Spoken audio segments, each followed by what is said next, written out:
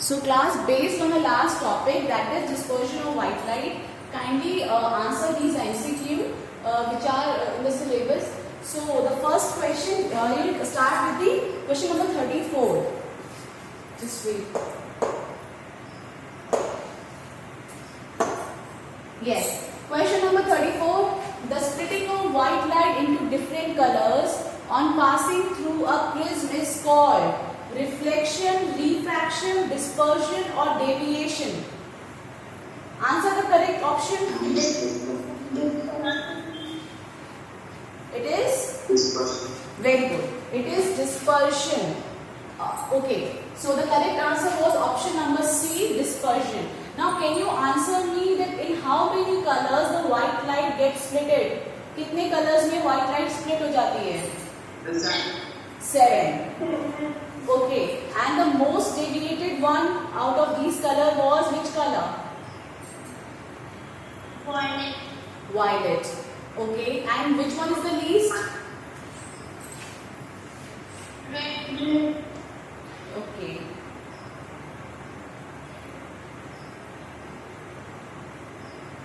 Now question number 37. एक second. आप 37 question पढ़ पा रहे हो? When white light enters a glass prism from air, the angle of deviation is least for. When the white light enters a glass prism from air, the angle of deviation is least for which light? Blue, yellow, violet or red? Angle of deviation देखना है बेटा. Angle of deviation एक बार remember. Yes. Red.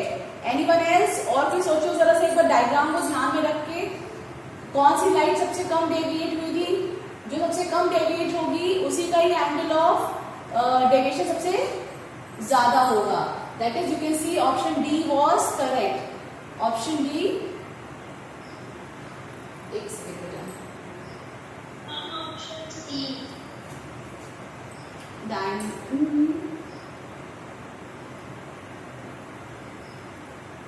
एक second. You were doing which question number?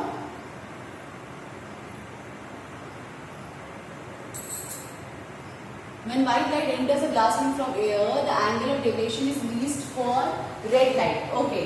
Now up question number 38. आपको वैसे answer दिख रहा है, but still do not see the answer and see the question only. When the white light enters a glass prism from the air, the angle of deviation is maximum for which light?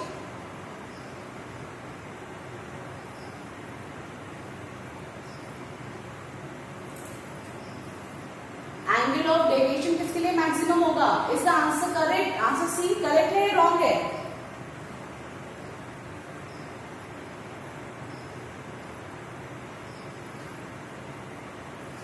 See question number 38. When white light, answer क्या होना चाहिए? और यहाँ पे answer क्या है? Yes. So the answer is D, violet. और आप देख सकते हो क्वेश्चन नंबर 37 में भी दिया था angle of deviation is least. Answer क्या था? Red light. तो this answer is wrong. Answer C is wrong. कभी जब आप नेट पे पढ़ो तो प्लीज अपने एनसीईआरटी के नोट्स याद करके ही लर्न करना क्वेश्चन आंसर्स. आप लोग गलत आंसर बस ना कर लेना. So when white light enters a glass prism from air, the angle of deviation is maximum for violet and least for red light. Clear?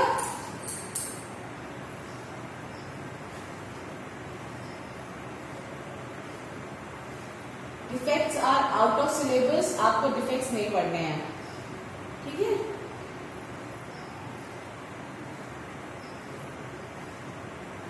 Question number 44. Which of the following is a natural phenomena which is caused by the dispersion of sunlight in the sky? Which of the following is a natural phenomena which is caused by the dispersion of sunlight in the sky? Number 1, twinkling of stars. अभी twinkling of stars हमने पढ़ा ही नहीं है. Stars seems higher than they actually are. अभी आपने ये भी नहीं पढ़ा है. Advanced sunrise and delayed sunset, ये भी आपने नहीं पढ़ा है. And D is the rainbow. तो आपने dispersion of sun, yes, dispersion of sunlight में आपने कौन सा एग्जाम्पल पढ़ा था, कौन सा फिनोमिना पढ़ा था? सिर्फ रेनबो। ठीक है, तो ये जो बाकी तीन है, बाकी तीन में आपको जो ये ए एंड बी हैं, they are the examples of atmospheric refraction, जो मैं अभी आपको नेक्स्ट क्लास में डिटेल में पढ़ाऊंगी, या we will start in this activation period also. तो उसमें ही आपको बताएंगे दैट ट्विंकलिंग ऑफ स्टार्स और star seems higher than they actually are. जो जिस पोजीशन पे स्टार्स होते हैं हमें लगता है कि वो वहां पे ना होके किसी हायर पोजीशन पे सिचुएटेड हैं। तो these are the examples of atmospheric refraction by dispersion of sunlight. का एग्जांपल सिर्फ और सिर्फ इन सारे एग्जांपल्स में क्या है? रेनबो है। Because you know that in rainbow also the water droplets behave like what? Water droplets किसकी तरह बिहेव करती है? किस डिवाइस की तरह बिहेव करती है बेटा? I have told you yesterday that these water droplets, when light rays fall on them, these water droplets behave like small prism. They behave, yes, they behave like small prism, and therefore what happened? The splitting of white light happens through these water droplets. और जब भी splitting of white light होगी, जब भी white light split होगी different colors में, तो उस phenomena का नाम होता है dispersion. उसको हम बोलते हैं dispersion of sunlight और dispersion of white light simply. तो वो हमें सिर्फ और सिर्फ रेनबो में देखने को मिलता है। After this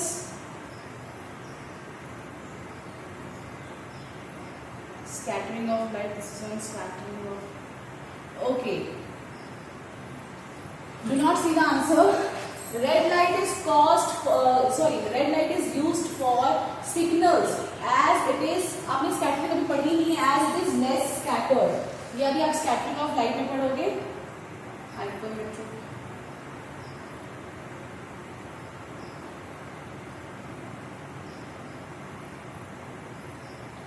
Okay. The dispersion of white light occurs because colors of white light at different dash through the glass prism. जल्दी बताइए इसका answer. Fill in the blank है, you have to give the answer. The dispersion of white light occurs. White light में dispersion occur होता है. Why? Because colors of white light. You know that there are 7 different colors in white light. At different, किसपे क्या होता है? At different dash through the glass prism. Any guess? Anyone who want to answer?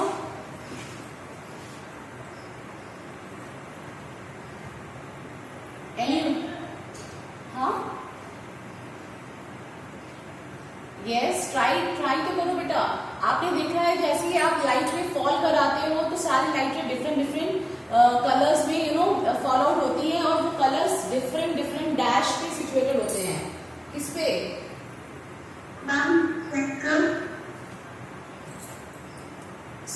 Different speed through the glass prism. Actually they are at different angle of deviation. उन सभी के angle of deviation different होते हैं, और जब angle of deviation different होंगे तो क्या होगा? वो डिफरेंट पोजिशंस पे आपको शो करेंगी।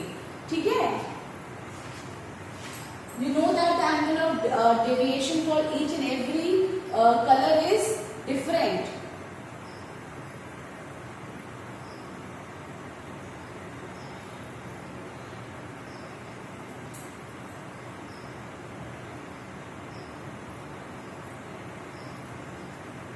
Match the following. Match the following में you are having what? You have to match the correct column. Twinkling of stars, suspended water drops. क्या ऐसा होता है? Water drops, blue sky, group of colours, rainbow, scattering, spectrum, changing in atmosphere. तो आप इसको match कर सकते हो। आप सिर्फ रेनबो एंड स्पेक्ट्रम को मैच करो। स्पेक्ट्रम का मतलब क्या होता है? सी from column.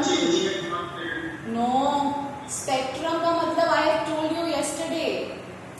Spectrum of white light. I have tell you about spectrum of white light. Just see the column 2, suspended water drops, group of colors, scattering और changing in atmosphere. मैंने अभी आपको C और D तो पढ़ाया ही नहीं है। Scattering और changing in atmosphere I have not taught you. You are having only 2 options: suspended water drops and groups of color. And you are having here 2 options. Yes, I have told you that band of colors or group of colors is known as spectrum. ठीक है, group of colors या band of colors which are present in any light, किसी भी particular light में अगर कुछ certain number of colors दिखते हैं तो उस certain number of colors या उन groups of colors को हम लोग spectrum बोलते हैं. I have used the word band of colors. तो वैसे हम लोग यहाँ पे जो फिजिक्स में लैंग्वेज यूज करते हैं, we use band of colors present in a light is known as its spectrum. जैसे कि for example white light is constituted with 7 colours और 7 band of colours. So these colours that is VIBGYOR is the spectrum of white light. Now rainbow में बताओ, rainbow में कौन सा option सही होगा? Rainbow occurs due to what things? यहाँ पे कौन सी चीजें जो दी हुई है उसमें आप समझ सकते हो? Yes, very good. Suspended water drops. These suspended water drops behave like small crisp, due to which the rainbow occurs. The phenomena of rainbow occurs. ठीक है, समझ में आया? तो आप लोग कैसे देखते हुए करोगे कौन से ऑप्शंस किससे मैच कर रहे हैं.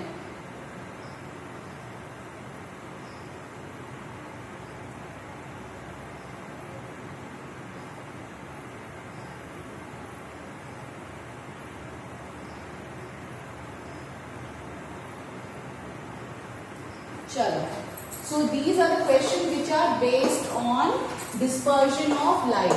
Today we are going to study about atmospheric refraction. आज हम पढ़ेंगे atmospheric refraction के बारे में. अच्छा, refraction तो आपको पता है ना? एक बार फिर से बता दो, what is refraction?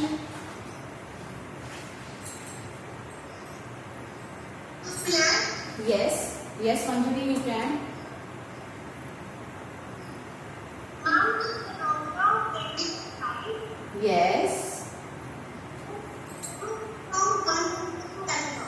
Yes, very good. So when the light ray gets refracted from one medium to the other, the light actually it bends in the other medium. और वो bend towards भी हो सकता है और away from the normal भी हो सकता है. ठीक है? The pen is not working. Just wait.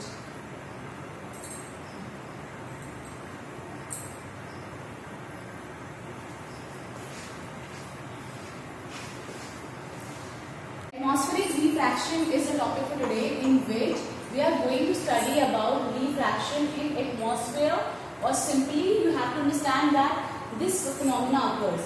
आपको पता है अर्थ एटमॉस्फेयर है और एटमॉस्फेयर की वजह से रिफ्रैक्शन में क्या चेंजेस या रिफ्रैक्शन जो अलग अलग फिनोमेना आपको देखने को मिलते हैं. For example twinkling of stars, आपको दिखता है कि स्टार्स जो है ट्विंकल कर रहे हैं. So these kind of phenomena are actually the because of the atmospheric refraction. अब सिंपली इसको समझाने के लिए पहले आपको मुझे एक चीज समझानी पड़ेगी. जैसे फॉर एग्जांपल आप समझ लो कि यहाँ पे कहीं पर फायर है. तो जब फायर, आपको पता है अर्थ पर एटमॉस्फेयर है. अगर आपने कहीं पे एक सिंपल एग्जांपल लो, अगर आप घर पे कहीं पर आप लकड़ियाँ जलाते हो तो उसके ऊपर जो जस्ट अबव द फायर जो एयर होगी वो थोड़ी हॉटर होगी as compared to the air above that hot air. ठीक है? Just wait. See, जैसे आपने यहाँ पे फायर बर्न करा and above this fire यहाँ पे जिसके नियर में जो एयर होगी that will be hotter air. कैसी एयर होगी? hotter air होगी. and इस hotter air के just above में जो एयर होगी वो कैसी होगी? इस hotter air के कंपैरिजन में कैसी होगी बेटा? कूल होगी. ठीक है?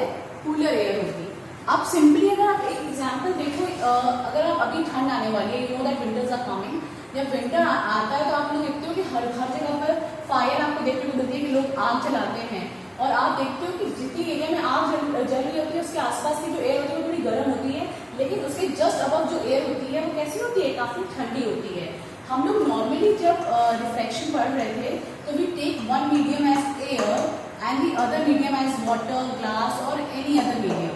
और फिर हम बोलते थे कि when a light ray came from first medium to the other, what happened? It bends or it get away from the normal. अब यहाँ पे medium सिंगल एक एयर ही है. यहाँ पे जो medium है वो क्या है? वो medium एयर ही है. But can you tell me, क्या बता सकते हो ये एयर सेम है? ये जो हॉट एयर है और ये जो कूल एयर है, क्या ये दोनों सेम मीडियम की तरह बिहेव करेंगे?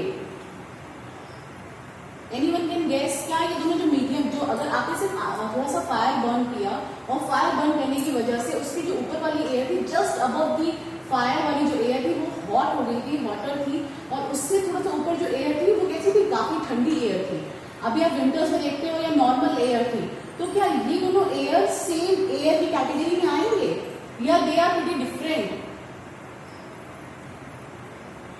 थोड़ा सा सोचो। अच्छा ये बताओ, इन दोनों में से कौन सा मोर डेंस होगा? किसकी डेंसिटी आपको लगता है ज्यादा होगी?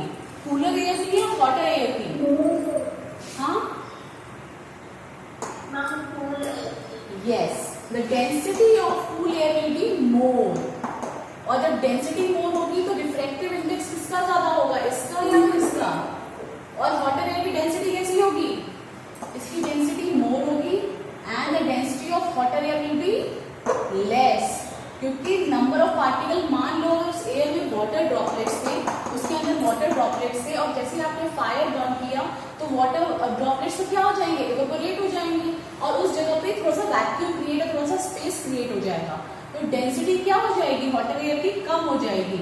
And these water droplets, in the above air, the water droplets, contents of water droplets will be more, therefore density will be more. और इसकी हॉटर एयर की डेंसिटी क्या हो जाएगी? लेस हो जाएगी। सो व्हाट हैपन इस, अगर ऐसा होता है, कूलर एयर की डेंसिटी ज्यादा है, हॉटर एयर की डेंसिटी कम है, फर्दर डेंसिटी ज्यादा है तो इसका मतलब इसका रिफ्रैक्टिव इंडेक्स क्या है? हाई, और इसका लेस वाली का रिफ्रैक्टिव इंडेक्स क्या है? लो। So we understood that within the same medium air, air के अंदर ही व्हाट क्या क्या चीजें हो रही हैं? There are different densities. हर एयर पर्टिकुलर प्लेस पे या पर्टिकुलर टेम्परेचर पे सेम नहीं होती है। वो पर्टिकुलर, जैसे अगर आप मान लो यू आर इन अंटार्कटिका और you are living at equator, तो एयर जो इक्वेटर पे होगी और जो एयर आपको अंटार्कटिका पे मिलेगी, क्या वो दोनों एयर सेम होंगी?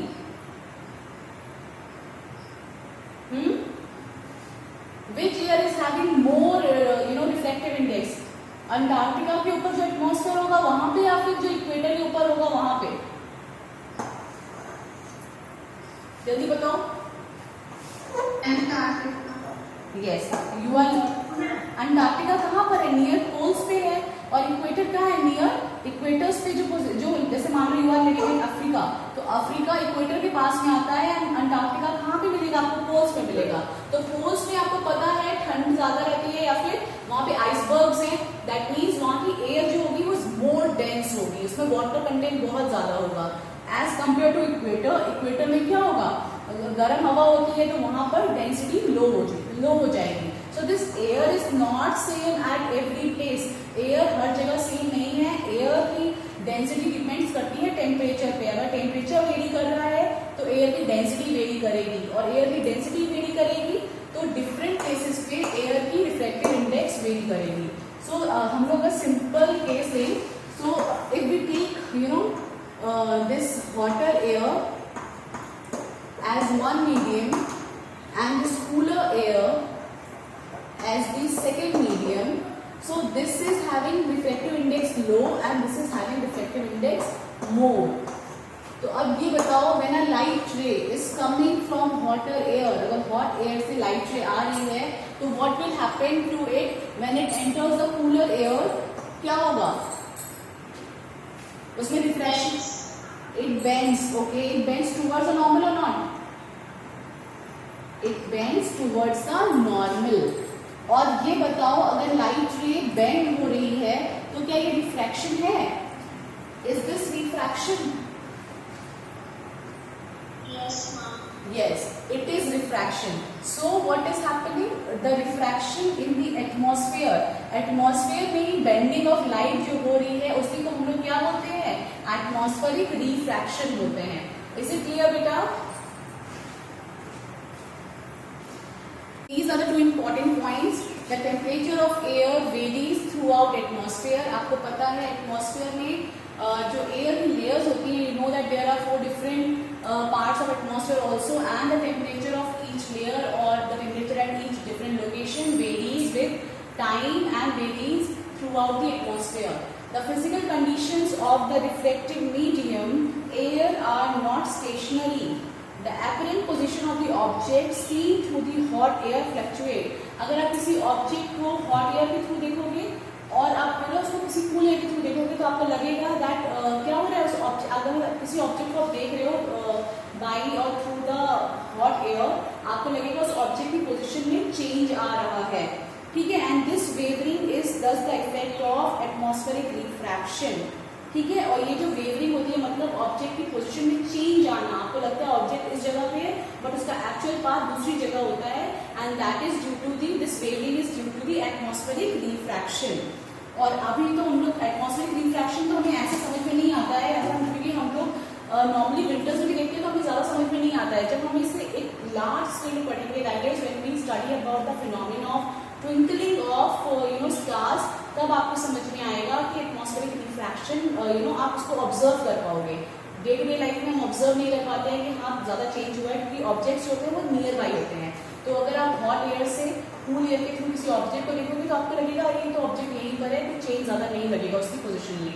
But when you see the objects which are very far away from us and तब आपको एटमॉस्फेरिक रिफ्रैक्शन फिनोमेना जो है वो एग्जैक्ट समझ में आएगा कि जो एक्चुअल ऑब्जेक्ट है, जो एक्चुअल स्टार की पोजीशन है और जो उसकी हमें दिख रही है पोजीशन, उन दोनों में डिफरेंस है, ठीक है। And this difference occurs due to this atmospheric refraction, change in temperature of air, जिसकी वजह से रिफ्लेक्टिव इंडेक्स चेंज हो जाता है एंड लाइट रेज जो आ रही हैं वो बेंड करते हुए आपकी आईज तक पहुंचेंगी, तो आपको जो एक्चुअल पोजीशन है वो समझ में नहीं आएगी कि वो ऑब्जेक्ट एक्चुअल कहाँ पर है, ठीक है। So this we will study in the next class, twinkling of star का जो पूरा कॉन्सेप्ट है we will study in the next class, clear.